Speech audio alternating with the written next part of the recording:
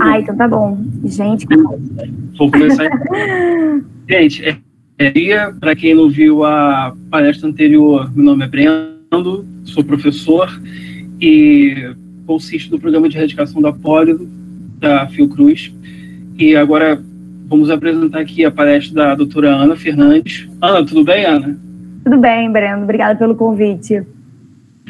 Então, apresentando aqui para vocês uma breve descrição.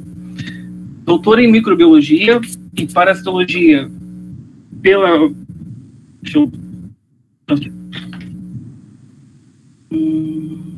Beleza. Doutora em microbiologia e parasitologia aplicada pelo Instituto Biomédico, bacharel em ciências biológicas com ênfase de desenvolvimento, tem experiência na área de purificação e células mononucleares, cultivo e leishmania em células vítreo e em suspensão, análise por microscopia óptica convencional de inversão de contraste de fase, conexão celular, fixação e coloração celular, fotomicrografia e espectrofotometria.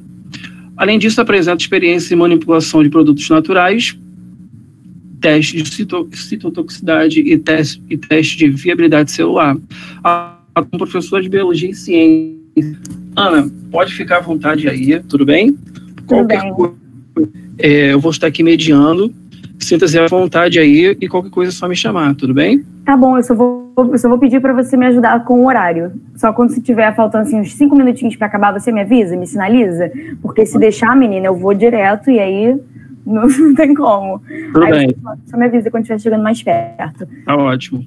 Então, bom dia, gente que está assistindo a palestra. Muito obrigada pelo convite, né, de novo. Fiquei super contente com o convite do Brendo.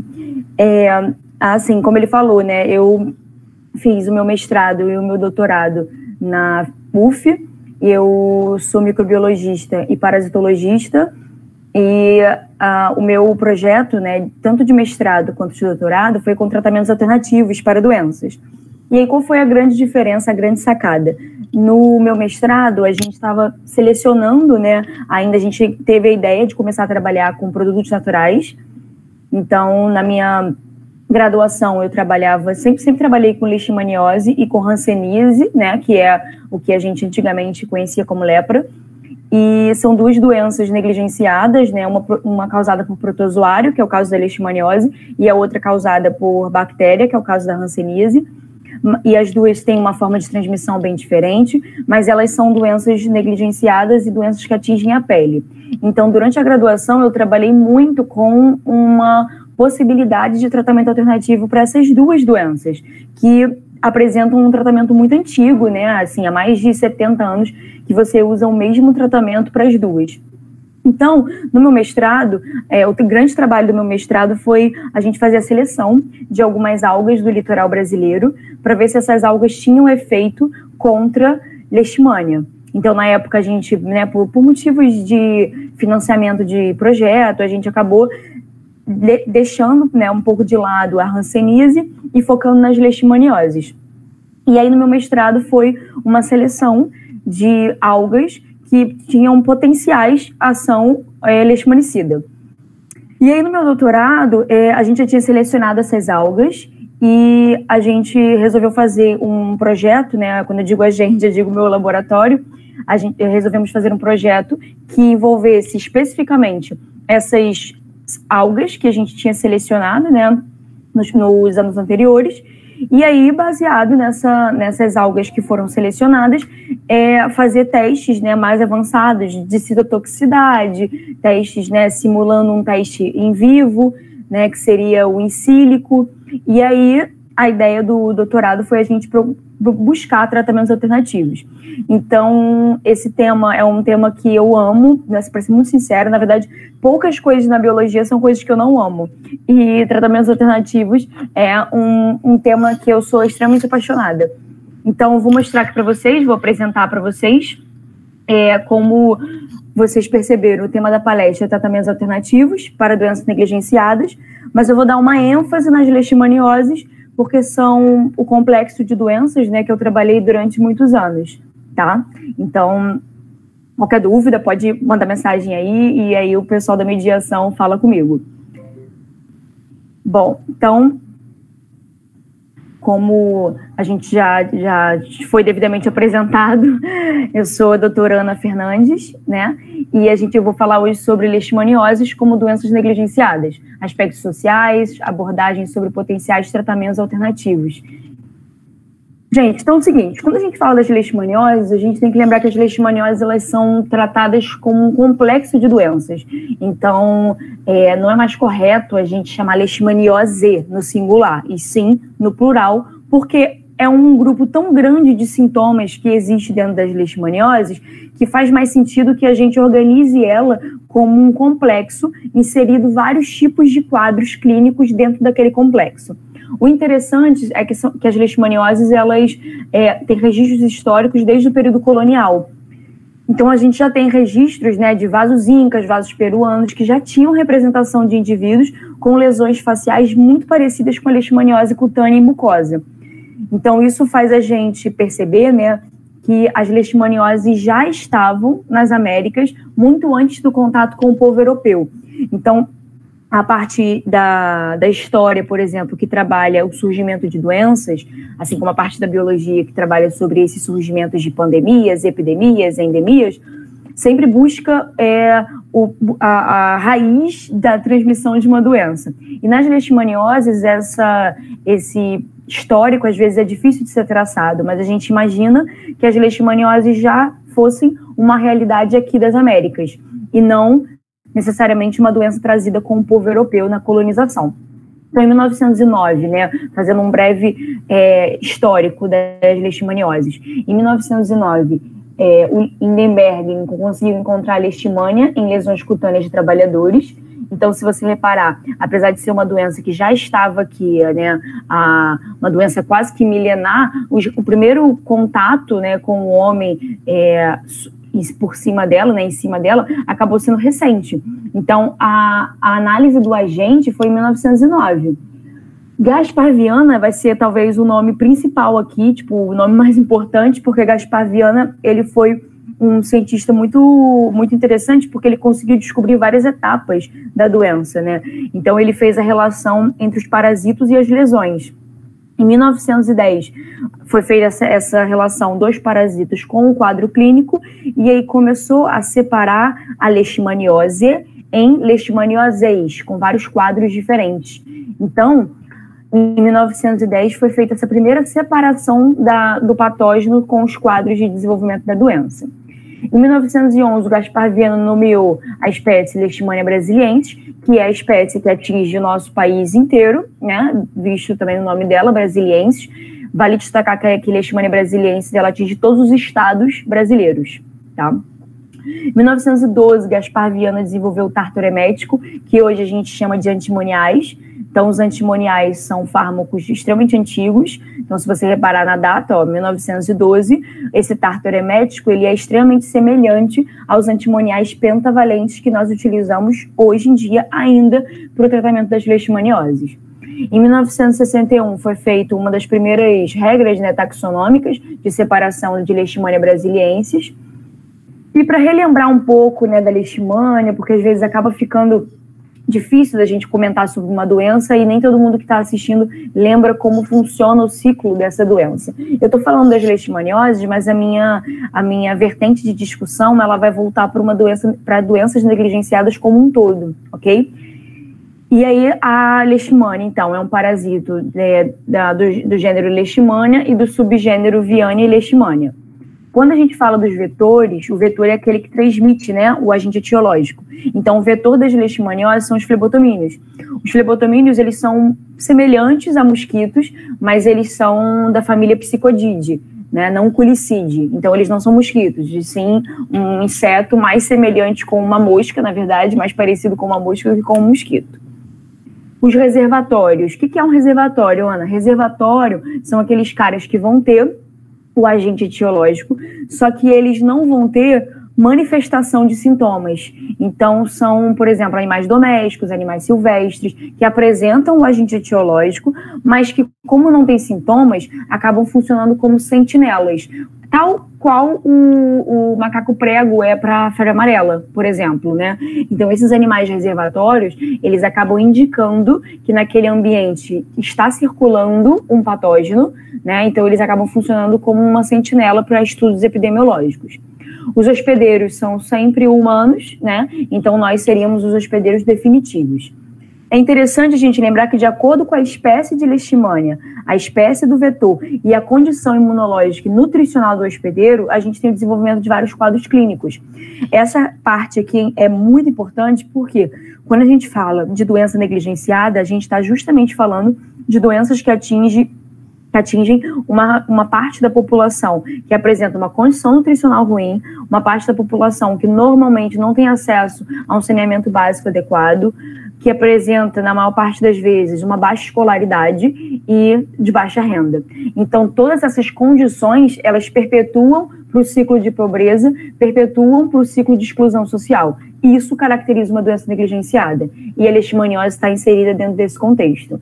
O primeiro quadro clínico seria da leishmaniose cutânea, né, que é marcada muito por uma lesão ulcerativa na pele.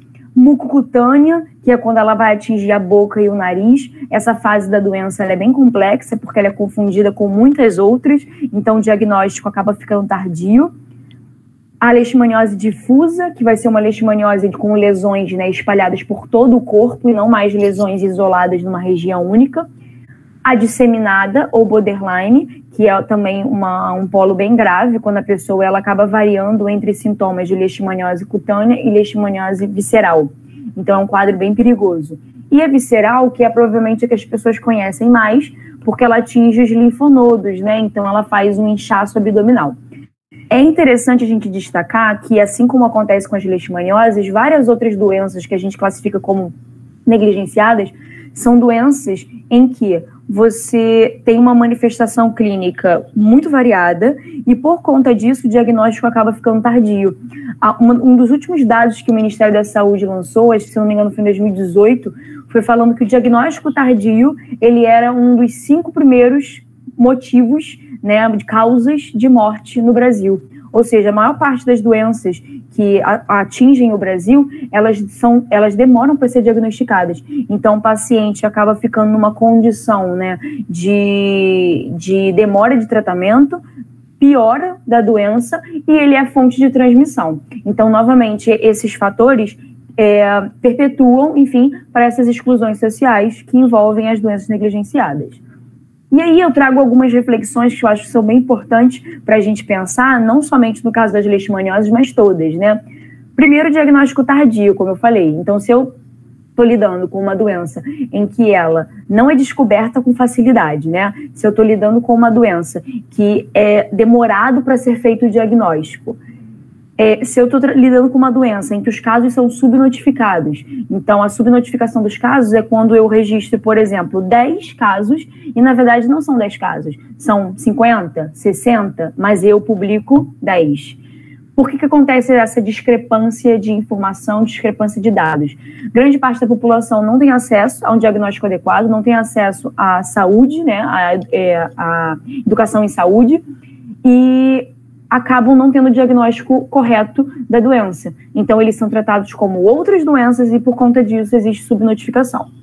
Pouco interesse na indústria farmacêutica. Cara, se você vai falar de doença negligenciada, não tem como você defender a indústria farmacêutica. Porque a indústria farmacêutica, na verdade, a gente está sempre inserido, né, num ambiente capitalista, mas a indústria farmacêutica ela tem um interesse muito grande financeiro no retorno que a produção desses fármacos vai trazer. Então, raciocina comigo. Se você é dono de uma indústria farmacêutica e você precisa fazer um medicamento, você quer que o público pelo qual você está direcionado a produzir esse medicamento, ele tenha dinheiro para comprar. Ou seja, ele tem acesso para comprar. Se por acaso essas pessoas não têm dinheiro para comprar essa medicação, a indústria farmacêutica não vê interesse em estudar essa possibilidade de formação de tratamento.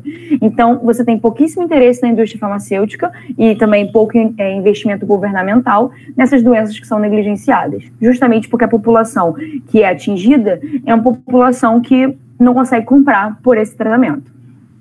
Bom, e aí a gente sempre, né, envolve a desigualdade social, claro, muitos casos de resistência ao medicamento e citotoxicidade, porque se é o mesmo tratamento há anos, a probabilidade desse patógeno ele ficar muito resistente é grande, né? Então, a possibilidade desse patógeno de ficar resistente ao medicamento acaba ficando cada vez maior, tá? E abandono do tratamento pelo paciente. Por que o abandono do tratamento pelo paciente? Porque o paciente acaba percebendo que o tratamento ele tem muitos efeitos colaterais.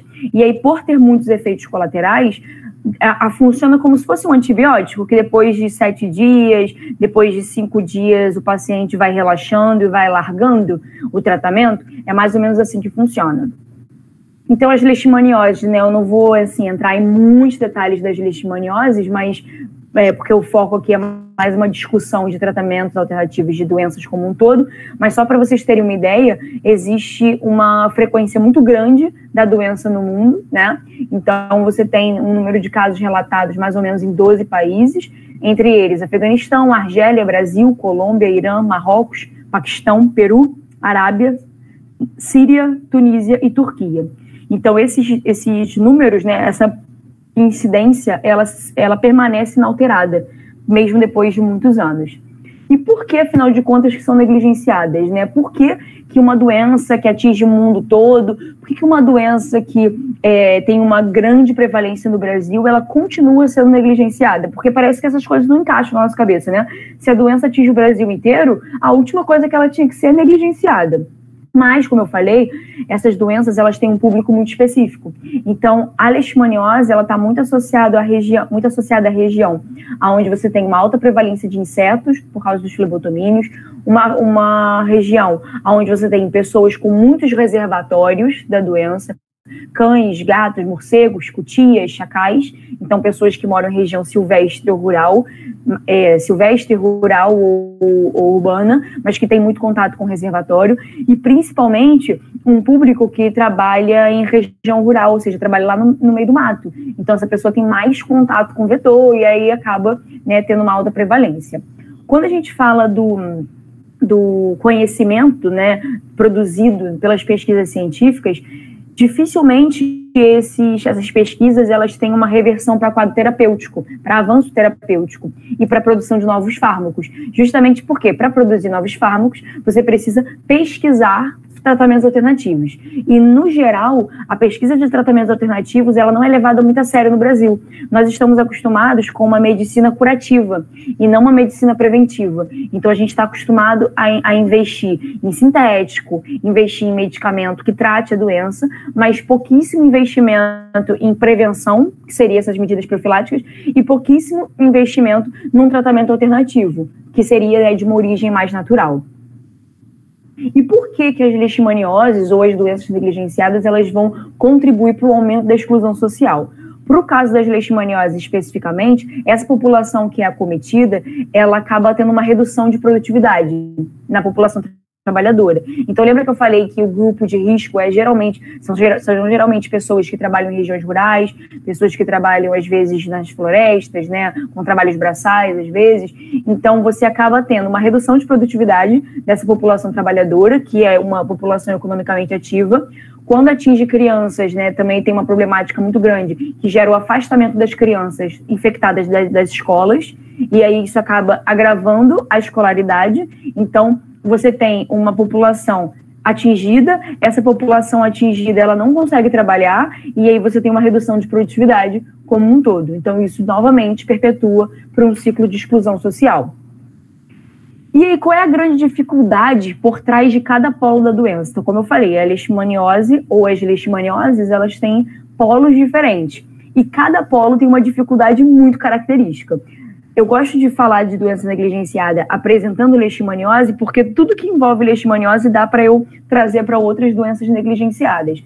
Então, aqui no Brasil, a gente tem as verminoses, né, as doenças transmitidas por vermes, na maioria delas negligenciadas. Então, você tem doenças que são associadas a saneamento básico precário, e essa transmissão, né, que seria por contato por via oral fecal, ela envolve muito uma população que não tem acesso à água tratada.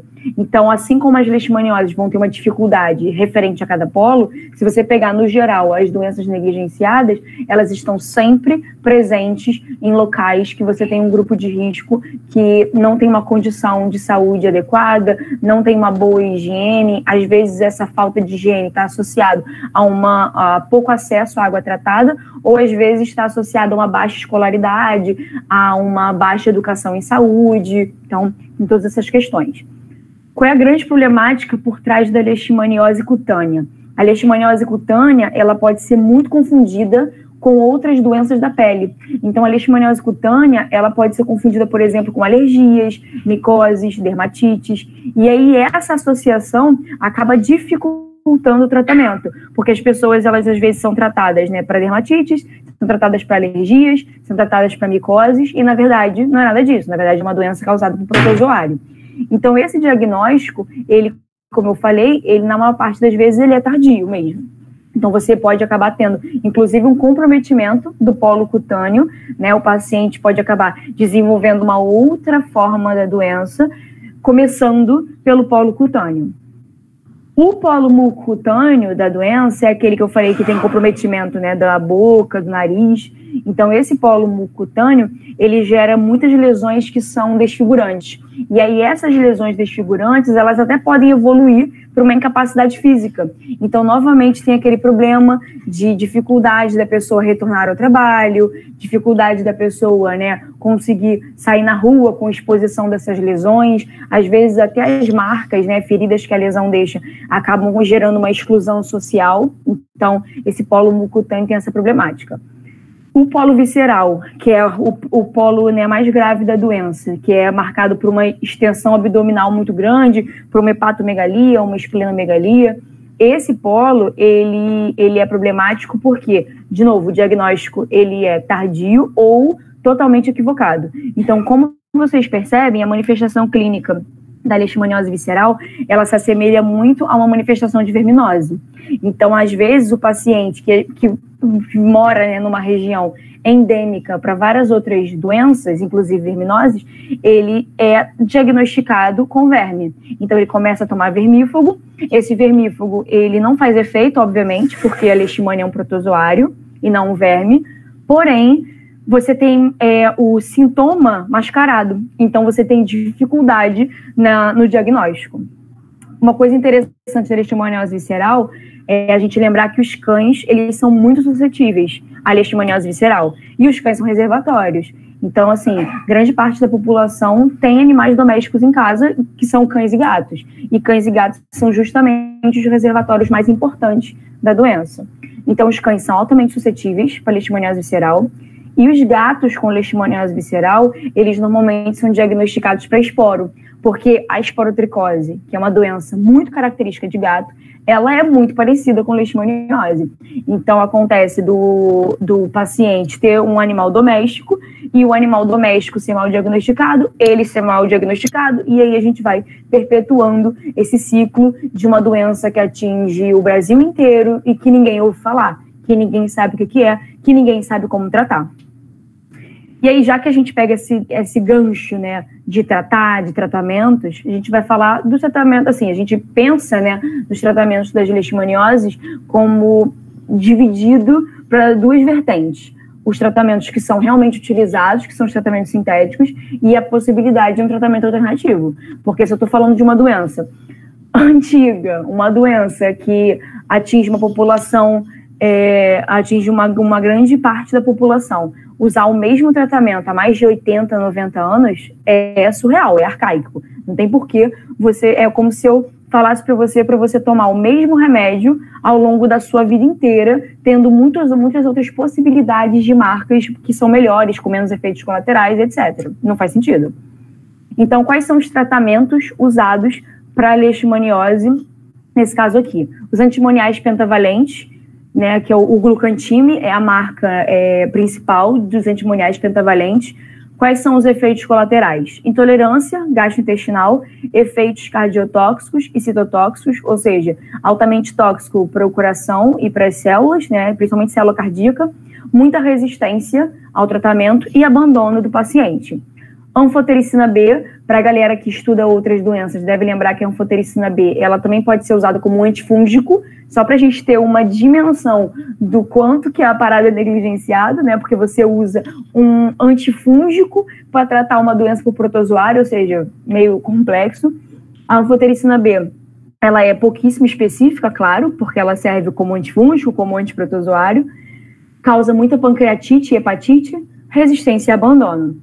A pentamidina, que tem, né, doses muito altas administradas, porque a pentamidina é mais fraca do que a anfotericina B e o antimonial. Então, as doses que têm que ser administradas para o paciente são extremamente altas. Então, a exposição muito alta a doses, né, altíssimas dessa medicação acaba causando uma arritmia cardíaca, resistência e abandono. Então, quando a gente fala dessas 3 medicações, a gente está falando das drogas, né, em ordem, que são usadas primeiro, né, os tratamentos de primeira escolha, os tratamentos de segunda escolha e tratamento de terceira escolha. E aí existe, né, várias formas clínicas diferentes da doença, claro, existe vários polos, né, da leishmaniose, como eu falei, e aí dentro desse contexto você tem, né, a primeira escolha e a segunda escolha, sendo sempre, às vezes até a terceira, buscando sempre ver qual medicamento é melhor de acordo com a manifestação clínica que esse paciente tem. E como que a gente soluciona esse problema? Porque é muito ruim quando a gente assiste, tipo, uma palestra, né, e a pessoa fala problema, você fala, meu Deus, né, não há solução para o Brasil. Então, como é que a gente soluciona esse grande problema das doenças negligenciadas, esse grande problema das leishmanioses como doenças negligenciadas, das verminoses como doenças negligenciadas? Então, eu acredito que o tratamento das doenças negligenciadas, assim como a remoção dessas doenças, dessa lista, faz parte de uma balança. Que balança seria essa? Uma balança que vai variar entre a perspectiva medicinal e a perspectiva social. Impossível a gente falar de uma doença negligenciada sem focar na questão social da coisa, né? Então, a perspectiva medicinal, ela tem a ver com você investir numa medicina preventiva, diagnóstica e curativa. Aí volta aquele meu discurso que a nossa medicina, ela normalmente é curativa, então a gente está muito preocupado em tratar a doença, de preferência com sintético, mas a gente não pensa no investimento de uma medicina que ela é preventiva e diagnóstica. Então, a partir do momento que a gente começa a investir em estudos epidemiológicos, em estudos de medidas profiláticas, a um diagnóstico mais adequado, a testes rápidos em locais que são endêmicos, teste rápido em locais onde existe população de risco. A partir do momento que a gente começar a investir nesse tipo de medicina, talvez essa perspectiva medicinal ela fique melhor. Além disso, você tem, né, aquela questão da possibilidade de tratamentos alternativos e tratamentos adjuvantes. Quando eu comecei, né, com esses projetos, eu falava assim, não, a gente tem que fazer um tratamento alternativo. Mas, às vezes, é muito difícil você já iniciar, né, uma pesquisa querendo que aquele tratamento seja usado como se fosse o tratamento principal. Não é assim que funciona, né? O caminho a ser percorrido para um produto virar um remédio é um caminho muito longo. Então, se a gente não pode fazer um tratamento alternativo agora para algumas doenças, por que não investir em um tratamento adjuvante? O tratamento adjuvante seria um tratamento em conjunto, né, com o tratamento tradicional, buscando, né, um tratamento mais um tratamento com menos efeitos colaterais, um tratamento mais, né, natural. E aí, esse investimento em produto natural, ele tem que ser o foco. Da perspectiva social, seria interessante a gente pensar em campanhas de vigilância, né, principalmente em escolas, em bairros, em locais onde você tem um grupo de risco muito grande. O diagnóstico adequado, né, volto a bater nessa tecla do diagnóstico, porque ele precisa ser o foco, e, claro, a acessibilidade. Então, de que me adianta você ter alguns hospitais com um diagnóstico lindo, perfeito, maravilhoso, teste rápido, tudo máquina de PCR, e aí você ter a população que é o grupo de risco, sem acesso nenhum a esse tipo de tratamento, ou seja, esse tipo de diagnóstico, ou seja, acessibilidade, principalmente para o público que é um grupo de risco. E, gente, investimento governamental, né? Assim, chega a ser louco a gente pensar em mudar essa perspectiva social das doenças negligenciadas sem pensar numa democratização da informação. Então, o investimento governamental, ele tem que ter, ele tem que existir. A saúde, ela tem que ser prioridade para qualquer governo. Então, o investimento governamental é essencial. E aí, dentro desse contexto, a gente entra no potencial dos bioprodutos marinhos. Eu digo bioprodutos marinhos porque foram os produtos que eu utilizei no mestrado e doutorado. Mas quando a gente fala bioproduto, você pode pensar em outros produtos naturais. Então, eu sei que deve ter alguém que trabalhe, por exemplo, com plantas e não com algas. Alguém que trabalhe, por exemplo, com extratos, né, de flores, de folhas. Então, quando eu falo de bioprodutos, eu estou falando de produtos naturais como um todo. Estou focando aqui nos marinhos porque foram aqueles que eu trabalhei. Mas qualquer produto natural está super válido.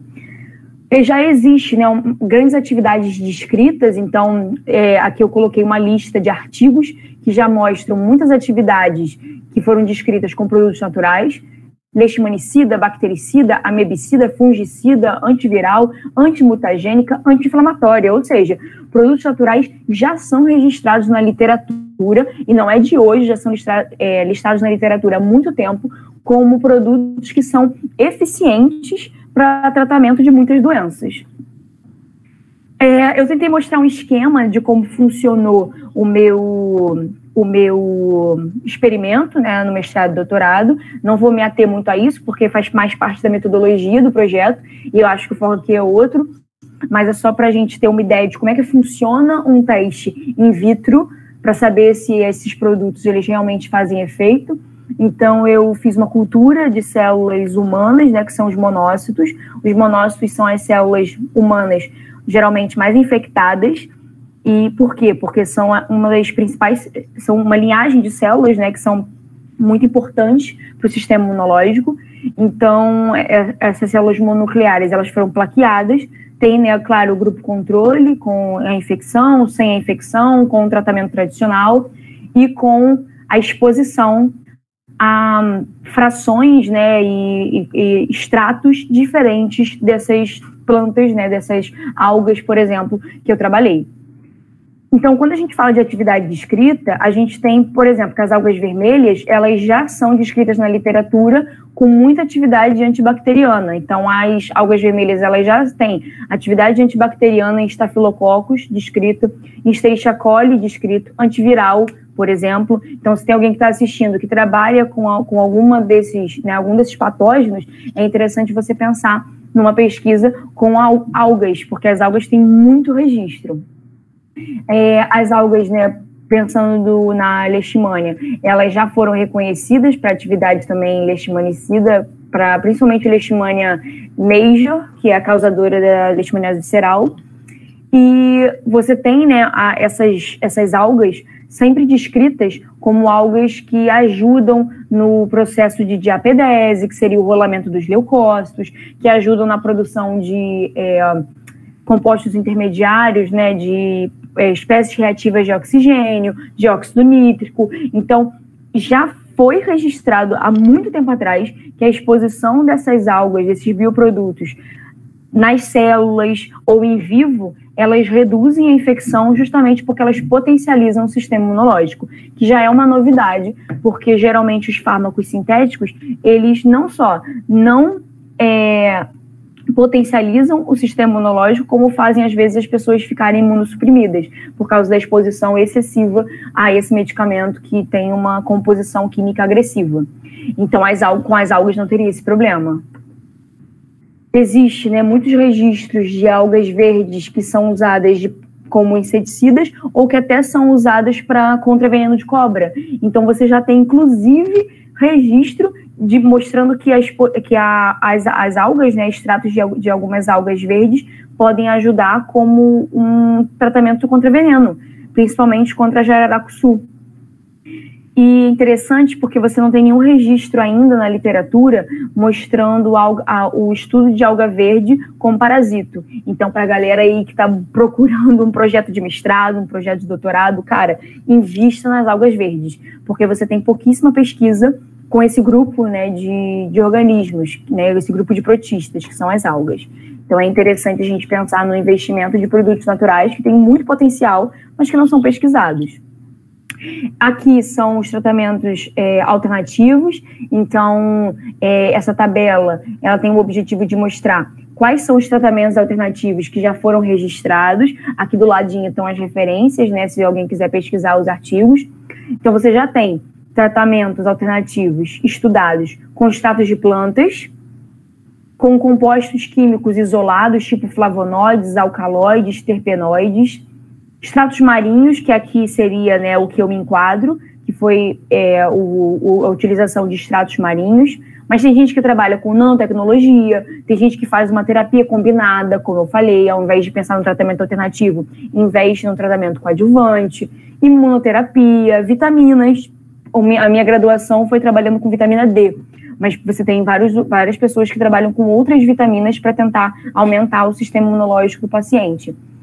Pirimidinas, quinolinas, furanos, por exemplo. Então, você tem vários compostos químicos que podem ser usados para tratamentos alternativos ou adjuvantes. E muitas pesquisas são feitas utilizando esses medicamentos espécie específico. E, cara, eu acho que esse é o grande pulo do gato. Por quê? Porque enquanto a gente continuar usando remédios genéricos para tratar várias doenças como se fossem uma só, enquanto a gente tiver o mesmo medicamento para tratar uma doença causada por protozoário, uma doença causada por fungo, uma doença causada por protozoários de várias espécies, não vai dar certo, porque a chance de resistência é muito maior. Então, se a gente vai falar de tratamento alternativo, vamos falar então de um tratamento espécie específico. Vamos falar então de um tratamento que vai ser específico para um patógeno, porque aí a chance de você ter um efeito melhor é muito grande, né?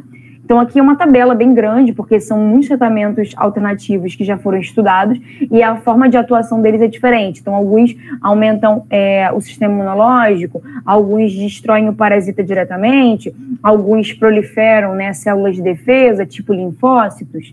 O mecanismo de ação é diferente.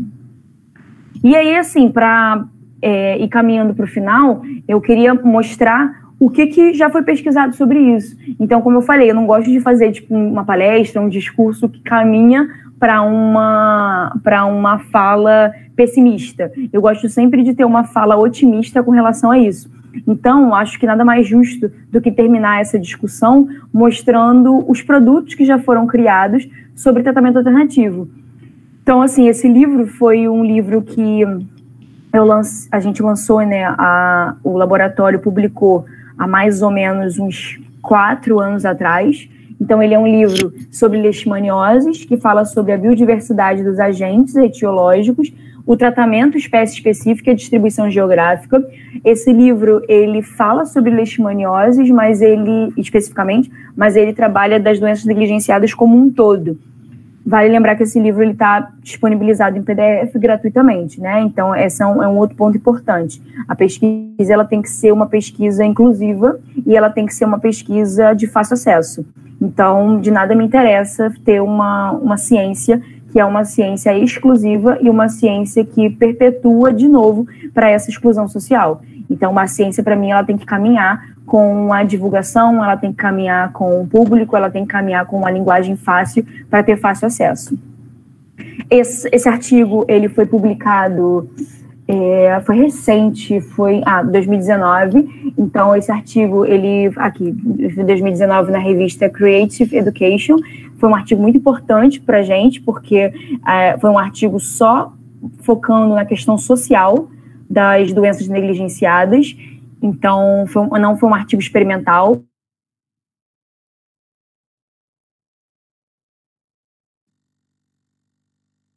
Ludmila, que é advogada, e a Giovanni, que é biomédica. Então, foi uma discussão muito rica, muito interessante, e ela mostra sobre a perspectiva das doenças negligenciadas, das doenças tropicais negligenciadas no Brasil. E aí, obviamente, não fala apenas de leishmaniose.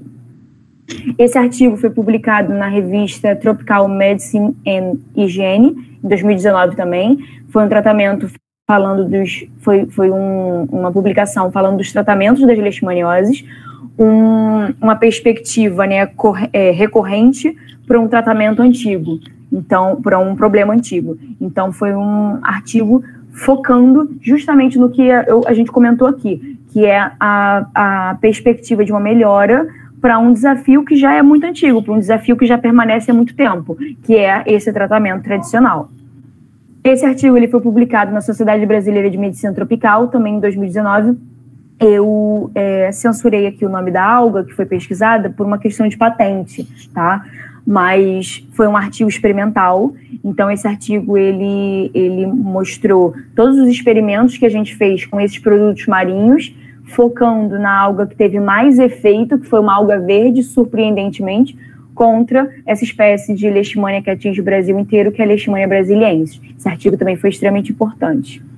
Aqui foi a nossa patente. Então, a nossa patente, ela saiu em 2019 também, finalmente. Então, significa que a nossa alga, ela já foi patenteada para ser um produto, né, de matéria-prima para possíveis fármacos e possíveis medicamentos. Então, foi uma vitória muito grande a gente conseguir patentear esse produto. Então, quem trabalha com fármaco, quem trabalha com isso, sabe o quanto que é difícil você chegar numa patente. E que receber essa patente significa que a gente caminhou um pouquinho para aquele árduo caminho até chegar num produto, né, num fármaco, né, enfim, vendido para a população ou distribuído gratuitamente para a população. Então, eu queria finalizar, né, a palestra falando de uma perspectiva mais positiva, falando que, assim, por mais que a gente tenha essa perpetuação de ciclos de desigualdade, ciclos de exclusão, a pesquisa sobre isso, ela é pouquíssimo investida, né? Ela não tem muito investimento, mas é importante que quem esteja assistindo saiba que existem muitos grupos de pesquisa que se dedicam arduamente a tratamento alternativo e que as universidades, eu estou falando com mais propriedade da UF porque é o que eu conheço mais, mas as universidades do Rio de Janeiro e de outros lugares do Brasil, principalmente de regiões endêmicas, têm sempre algum grupo de pesquisa, algum laboratório que trabalha com tratamentos alternativos. Então, essa parte da biologia, ela acaba entrando na biotecnologia, porque a gente acaba estudando tratamento alternativo, fármaco, vacina, soro, nanotecnologia. Então, para quem gosta da área, provavelmente na sua faculdade você vai encontrar algum grupo de pesquisa que trabalhe com isso. E tratamento alternativo é o futuro, porque enquanto a gente continuar usando os mesmos medicamentos sintéticos, os mesmos efeitos colaterais, a gente vai continuar com esse ciclo de doenças que não são notificadas, doenças negligenciadas, doenças de muita resistência, doenças de muito abandono de tratamento. Então, a perpetuação da transmissão dessas doenças vai acabar acontecendo. Então, basicamente, eu vou concluir aqui a apresentação falando para a gente, né, não desistir de que em algum momento a gente vai conseguir mudar essa realidade e quem me dera que não tivesse mais uma lista de doenças negligenciadas. Quem me dera que as doenças, elas simplesmente sejam notificadas para a população, mas que elas sejam igualmente estudadas e igualmente investidas. Então, isso é importante. Que a gente não tenha uma medicina tão exclusiva, que a gente não tenha uma medicina tão curativa, e sim uma medicina preventiva e diagnóstica. E é isso. Muito obrigada para quem assistiu. Obrigado. O pessoal está elogiando bastante a sua apresentação. Ai, que bom! Muito esclarecedora, trazendo muitas informações novas, estão atualizando eles, certo? Uhum. Vou te passar aqui uma pergunta que foi feita aqui. Uhum. Tudo bem? Tudo bem. Então, a Letícia Almeida perguntou o seguinte: quais os empecilhos que teria caso a indústria farmacêutica não aceitar esses tratamentos alternativos? Como a população, principalmente a rural, conseguiria acesso ao tratamento? Então, foi Letícia, né? Letícia, na verdade, o que acontece? Assim como você tem um investimento, assim como você tem uma dificuldade de acesso a esse tratamento, a população rural, ela se vira muito bem. Então, assim, quem estuda PANCs, né, que são plantas, né, alimentícias não convencionais, sabe que as populações rurais, as populações, né, que moram às vezes nessa região, as pessoas já fazem um tratamento alternativo sem nem sequer saber que é um tratamento alternativo. Então, as pessoas já usam extratos de plantas, já usam extratos, né, de flores, mas por uma tentativa e erro. Então, acaba sendo uma coisa meio empírica que funciona. Então, assim, caso a indústria farmacêutica nunca aceite esse tratamento alternativo, acho que é interessante a gente... Primeiro, assim, eu acredito que é interessante a gente focar nessa pesquisa cada vez mais para mostrar a importância do investimento da indústria. Porque, infelizmente, a gente depende dessa indústria para produzir um medicamento. Então, se isso não acontecer, a gente tem sempre uma divulgação social grande. Então, se a gente consegue mostrar para a população que alguns produtos naturais, eles podem ser usados para tratamento alternativo, então, se a gente consegue fazer essa divulgação para a população por ela mesma pode implementar essa medida.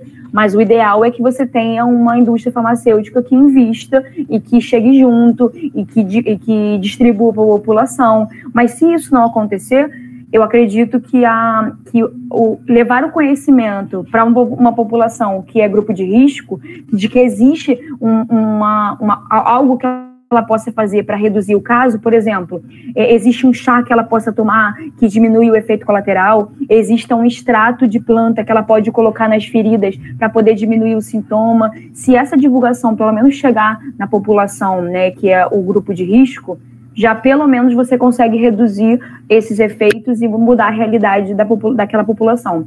Mas o ideal seria um investimento da indústria farmacêutica, claro, com certeza. Beleza, então. Ana, porque acho que tem mais aqui elogios do que perguntas, mas muito obrigado, gostaria de agradecer muito pela presença. Nada, obrigada a vocês, que é isso.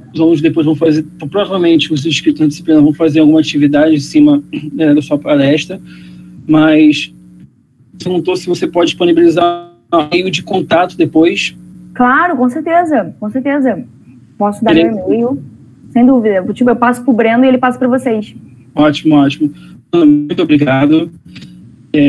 Obrigada pelo convite. Pela palestra. Gente, não saiam daí, porque vamos voltar 2 horas, vamos ter intervalo para poder almoçar, beber uma água, descansar um pouco, porque ninguém é de ferro.